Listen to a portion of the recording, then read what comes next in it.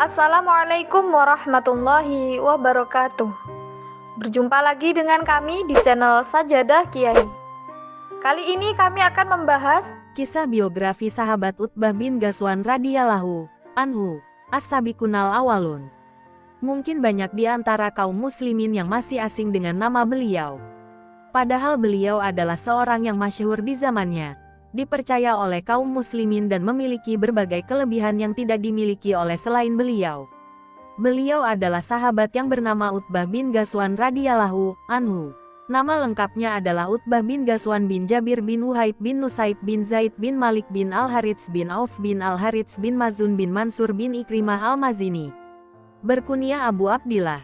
Sebagian berpendapat bahwa kunyah beliau adalah Abu Ghazwan. Beliau dan kabilah beliau adalah sekutu dari Bani Naufal bin Abdil Manaf bin Qusay atau Bani Abdis Syamsi yang termasuk dalam suku Quraisy. Beliau berperawakan tinggi lagi tampan. Beliau termasuk as-sabiqunal awalun, sebab beliau adalah orang ketujuh yang masuk Islam. Hal ini sebagaimana yang beliau katakan sendiri saat berkhutbah di negeri Basrah saat beliau menjabat kepemimpinan di sana. Ini adalah sebuah keutamaan. Beliau juga memiliki mawali, bekas budak, yang masuk Islam sebagaimana beliau. Di antara bekas budak beliau yang masuk Islam adalah Habab bin Al-Arad. Beliau juga memiliki keutamaan lainnya seperti mengalami hijrah 2 kali. Hijrah ke negeri Habasyah kemudian hijrah ke Yasrib, Madinah. Saat berhijrah ke Habasyah beliau berumur 40 tahun. Lalu beliau pun pulang ke Makkah kemudian berhijrah kedua kalinya ke Madinah. Beliau pergi berhijrah bersama dengan Miqdad bin Amr. Namun dalam hijrah tersebut, mereka berdua berangkat bersama dengan serombongan pasukan musyrikin yang dipimpin oleh Ikrimah bin Abi Jahal yang ketika itu masih musyrik. Dalam perjalanan tersebut pasukan Ikrimah ini bertemu dengan rombongan pasukan kaum muslimin yang terdapat dalam pasukan kecil tersebut Ubaidah bin Al-Harits. Sehingga bergabunglah Utbah bin Ghazwan dan Miqdad dengan kaum muslimin, memisahkan diri dari kaum musyrikin. Beliau adalah seorang muhajirin yang dipersaudarakan oleh Rasulullah Shallallahu alaihi wasallam dengan Abu Dujanah radhiyallahu anhu, kesatria pemberani dari kaum Ansar. Dalam kehidupan keislaman beliau, senantiasa terisi dengan jihad menyertai Rasulullah Shallallahu alaihi wasallam. Beliau termasuk sahabat yang ikut menyaksikan perang Badar, Uhud, Khandak, dan seluruh peperangan bersama Rasulullah Shallallahu alaihi wasallam. Tak satu perang pun yang ditinggalkan oleh beliau. Seorang petempur yang membidangi keahlian di bidang panah dan tombak. Beliau juga ikut berperang dalam perang Yamamah saat Khalifah Abu Bakar As-Siddiq radhiyallahu anhu untuk memerangi sang nabi palsu, Musailamah Al-Kadzab. Umar bin Al-Khattab radhiyallahu anhu pun pernah berkata memuji beliau, "Inali Utbah bin Ghazwan minal Islam makaanan." Sungguh Utbah bin Ghazwan memiliki kedudukan dalam agama Islam. Saat kekhalifahan Umar bin Al-Khattab, beliau diutus oleh khalifah untuk memimpin pertempuran ke negeri Ubuloh. Penaklukan negeri Ubuloh menduduki peran yang penting. Hal ini disebabkan karena wilayah kaum muslimin rentan dengan serangan-serangan pasukan Persia melewati daerah tersebut. Sehingga apabila daerah tersebut dapat dikuasai kaum muslimin, diharapkan serangan pasukan Persia pun dapat diminimalisasikan. Beliaulah sahabat pertama yang menjejakkan kaki pertama kali di negeri Basrah dan melakukan ekspansi demi menyebarkan dakwah Islam di Basrah dan sekitarnya. Beliau diutus ke daerah Ubuloh yang merupakan bagian kerajaan Persia. Khalifah Umar pun meminta Al-Ala bin Al-Hadrami untuk membantu beliau dengan mengutus Arfajah bin Hurtsumah untuk menaklukkan daerah Ubuloh. Setelah daerah ini takluk ke tangan kaum muslimin, beliau pun mengubah namanya menjadi Basrah. Dinamakan Basrah karena di daerah tersebut banyak terdapat bebatuan berwarna hitam.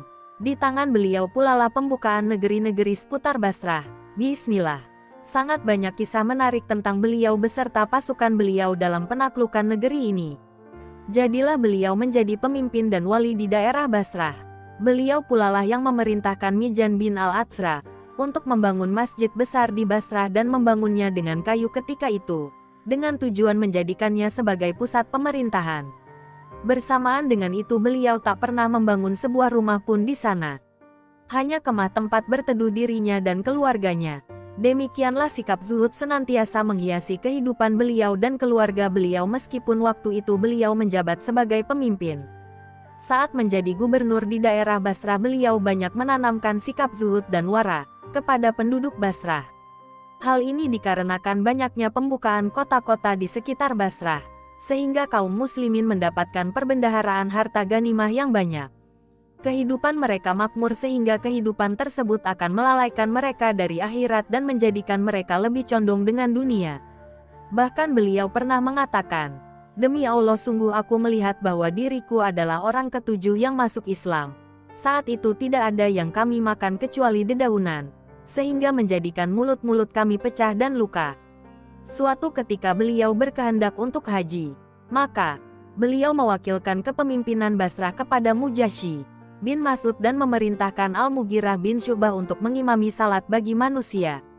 Kelak Al-Mughirah inilah yang kemudian menggantikan kepemimpinan Utbah karena ditunjuk oleh Umar sepeninggalan Utbah. Dalam perjalanan haji ini, beliau menyempatkan diri untuk bertemu dengan Khalifah Umar di Madinah. Setiba di Madinah, beliau meminta dilepaskan jabatan beliau atas Basrah. Barangkali karena beliau memang tidak menyukai kepemimpinan dan besarnya penentangan dari para penentang yang tidak menyukai pola kehidupan sederhana yang banyak beliau ajarkan. Namun permintaan itu ditolak oleh Umar, sehingga beliau pun berdoa kepada Allah, "Ya Allah, janganlah Engkau kembalikan aku ke negeri Basrah." Maka saat perjalanan kembali menuju Basrah, beliau terjatuh dari tunggangan beliau sehingga menyebabkan beliau meninggal dunia.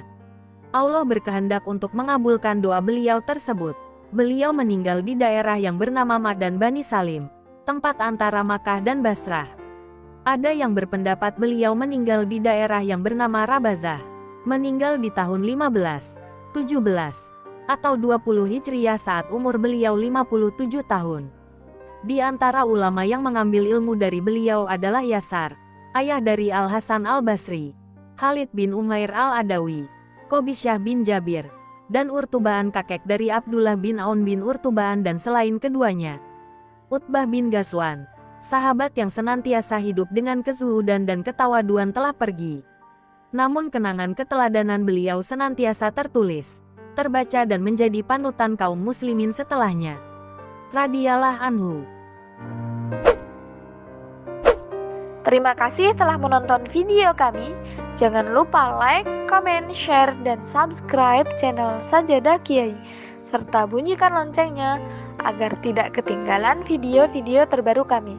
Dengan mensubscribe berarti Anda mendukung channel kami, serta membuat kami lebih semangat dan konsisten dalam membuat video-video terbaru. Wassalamualaikum warahmatullahi wabarakatuh.